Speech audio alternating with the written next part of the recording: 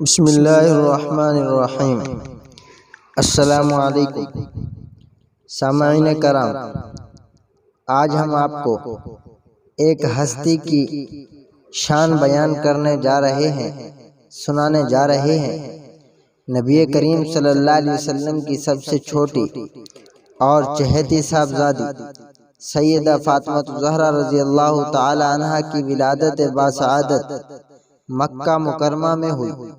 پوری دنیا کی تاریخ رسول اکرم صلی اللہ علیہ وسلم کی صاحبزادی کی نظیر اور مثال پیش کرنے سے قاصر ہے۔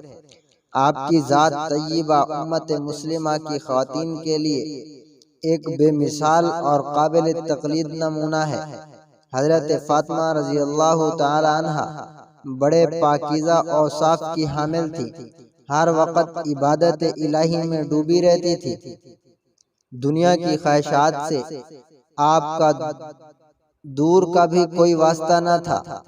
انہیں اعلیٰ صفات کی بنیاد پر آپ متعدد القاب سے جانی جاتی تھی، جن میں سے ایک لقب بطول کا ہے۔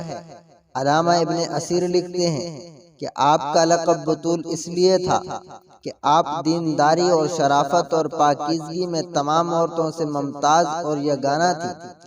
حضرت فاطمہ الزہرا رضی اللہ تعالی عنہا کے بچپن کا دور اسلام کا ابتدائی دور تھا۔ وقت بڑا گھٹن اور دشوار ترین تھا۔ اس وقت مکہ کے کفاروں کا مسلمانوں پر ظلم اور ستم اور تعصب پورے زور پر تھا۔ قریش نے بنی ہاشم پر عرصہ حیات تنگ کر رکھا تھا۔ اس دوران بنی ہاشم تقریباً 3 سال تک شعب ابی طالب میں بند رہے اور نہایت تنگ دستی کی زندگی گزاری۔ حضرت فاطمہ رضی اللہ تعالی عنہ اپنے بچپنے میں اپنے عظیم والد حضور نبی کریم صلی اللہ علیہ وسلم کے ساتھ بھوک اور پیاس کی تمام تکلیفوں کو برداشت کیا۔ آپ کی مادر عظیم ام المؤمنین حضرت خدیجہ الکبریٰ رضی اللہ عنہا کی رحلت کا صدمہ بھی آپ کے لیے بڑا جان گزار تھا، جسے آپ نے بڑے حوصلے سے برداشت کیا۔ حضور نبی کریم صلی اللہ علیہ وسلم کی تعلیم اور تربیت اور درس و نصیحت کی وجہ سے آپ بچپن ہی سے ملکوتی صفات سے آراستہ اور بے راستہ ہو گئی تھی۔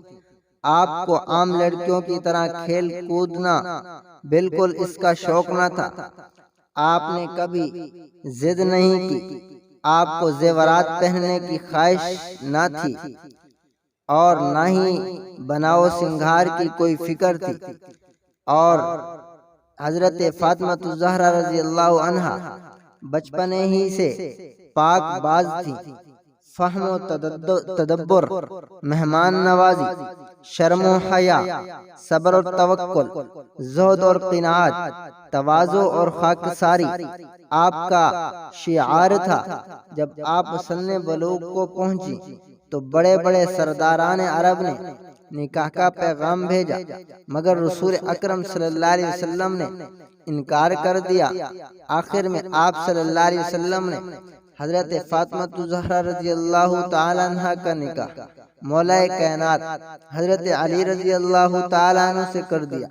اس وقت ان کے پاس رہنے کو اپنا گھر بھی نہ تھا، مگر حضور نبی کریم صلی اللہ علیہ وسلم حضرت فاطمہ الزہرا رضی اللہ تعالی عنہ کا نکاح حضرت علی کے ساتھ کر دیا۔ حضرت فاطمہ الزہرا رضی اللہ تعالی عنہ نے اپنے والد رسول صلی اللہ علیہ وسلم کے انتخابات کو خوش دلی کے ساتھ قبول فرمایا اور پوری زندگی انتہائی سادگی کے ساتھ بغیر کسی گلہ شکوہ کے گزار دی۔ گھر کے تمام کاج کام آپ خود اپنے ہاتھوں سے انجام دیتی تھی۔ گھر صاف کرتی، چکی پیستی، مشکیزہ میں بھر کر پانی لاتی۔ چکی پیسنے کی وجہ سے آپ کے ہاتھوں میں نشان پڑ گئے تھے۔ ایک دن حضور نبی کریم صلی اللہ علیہ وسلم آپ کے گھر تشریف لائے تو دیکھا آپ اونٹ کے بالوں کا ایک موٹا کپڑا پہنے ہوئی ہیں۔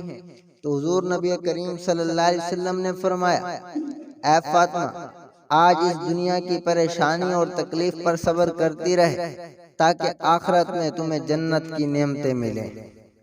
سامعین کرام، امید ہے آپ کو ویڈیو پسند آئی ہوگی اور فاطمہ الزہرا رضی اللہ تعالیٰ عنہ کی شان پسند آئی ہوگی۔ ابھی شان ختم نہیں ہوئی، شان ختم کر بھی کوئی نہیں سکتا، شان باقی ہے، لیکن انشاءاللہ اگلی ویڈیو میں بیان کریں گے۔